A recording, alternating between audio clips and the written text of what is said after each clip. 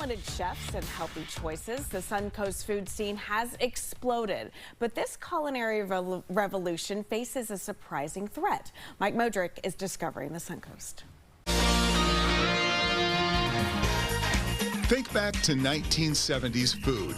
Deep fried fish, hush puppies, heavy fried comfort food. What doctors might call a heart attack on a plate.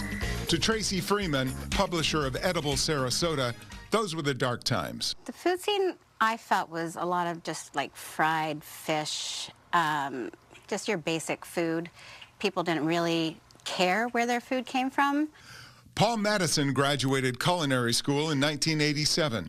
He spent 4 years in Aspen, Colorado. The food scene there was cutting edge. I came to Sarasota, and everything came to a screeching halt, and it was very simple, basic, some continental, classic kind of dishes, but nothing really twisted, pushing the envelope in any way. Then around the year 2000, everything changed. Innovative chefs like Paul Mattison started a movement.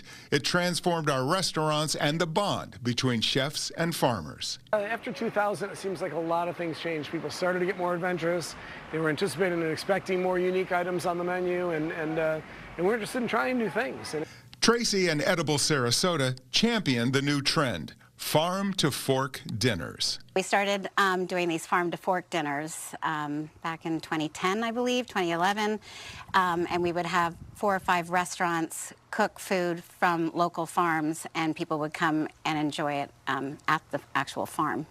In 2011, Steve Phelps opened his restaurant, Indigenous, in this culinary revolution. For Steve, the mission is simple: know where your food comes from.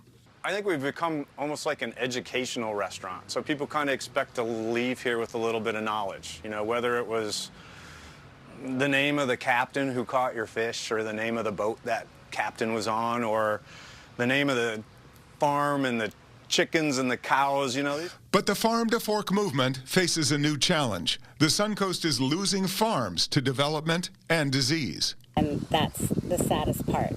There was a lot more farms back in 2009, 2010, but we have been losing farms over the years. Losing them to what?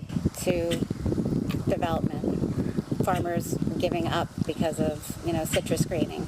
Longtime restaurant owner Ed Childs developed his own solution. He started Gamble Creek Farms. Zach and Natasha run the operation. Ed Childs wanted a way to support the restaurants, his 3 restaurants that he had prior, with the freshest food possible. He wanted to really get his hands deeper into the local food movement. Zach practices successional farming. He plants crops that support each other. So, for example, the pineapples will live with the bananas. They'll live through their cycles, but they're here to really support and a long-term support for the avocado, because this is the long-term species in this system. The connection of the soil to your plate matters. To Gamble Creek's farm manager, Natasha. Just like people know who their doctor is, they want to know who their farmer is. Because what we do directly to the soil will be a direct impact to our guts. The challenges are real, but farmers and chefs are committed to keeping the Suncoast food revolution alive. So the next time you dine out, choose one of our local restaurants that uses our local farms. And you might ask, where can I find all that information? Well, in Edible Sarasota, I just actually found this farm guide today, and there is a map. This gets kind of big, of all the farms that are in here on this page right here, and so you can see where they are and where the restaurants are.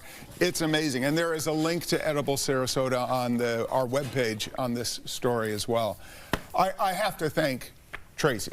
Thank you. Because I approached you with this idea, it was months and months ago. Tracy prepared about a 100-page document of information about the restaurant and the food scene here, because you know more in your pinky than I do in my entire body. It was so fun, and I'm inspired to do more now, so thank you. But you have revolutionized the conversation. Yep. I mean, you So and have Tina you. and Matt and John, but I was such a fan the minute you even said you were going to start this magazine. I fell in love with your passion, and I have seen so many businesses explode because of the context and the copy that you've given them that people would not have found. It really is special. Thank you. It is. And for my wife and I, we don't have a tremendous amount of hobbies, but going out to dinner is one of them. Oh, It's yeah. a hobby. Yeah. And so we like to try the new ones. If we find a place we really, really love, then we'll go back over and over and over, but we still are trying new ones.